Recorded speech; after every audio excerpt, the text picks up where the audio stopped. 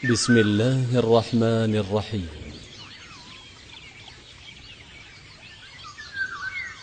المكتب التعاوني للدعوة والإرشاد وتوعية الجاليات بشمال الرياض يقدم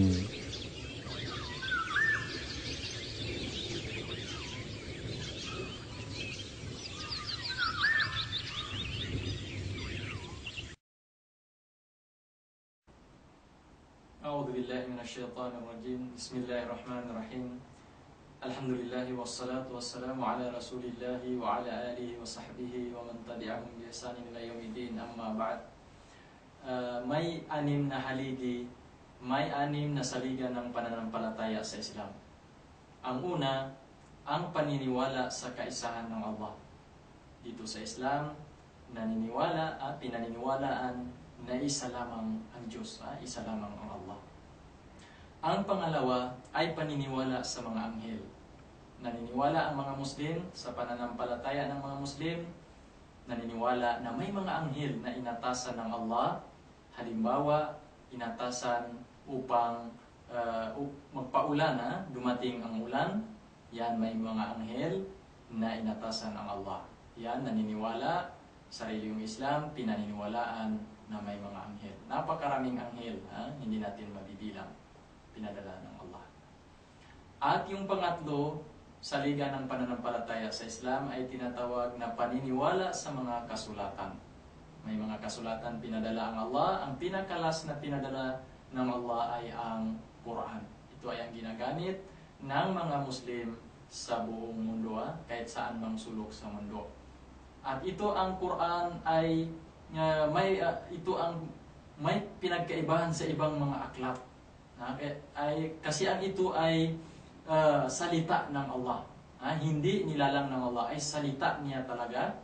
Na kapag halimbawa tingnan mo ang Quran dito sa abroad at doon sa Pinas, walang pagkaibahan yung original na Quran. Kahit sa ang sulok dito sa mundo, parehas walang pagkaibahan. At ika-apat na paniniwala sa Islam ay ang paniniwala sa mga propeta.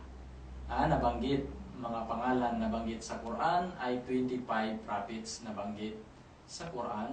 Isa na doon si propeta Jesus, alayhi salam. Ang pinakalas na pinadala propeta, pinadala ng Allah ay si propeta Muhammad sallallahu alayhi wasallam. At ika-lima, saligan ng pananampalataya sa Islam ay paniniwala sa kabilang buhay. May day of judgment. Sa Islam, upang matawag ka tunay na maniniwala sa Islam, kailangan paniniwalaan mo may kabilang buhay.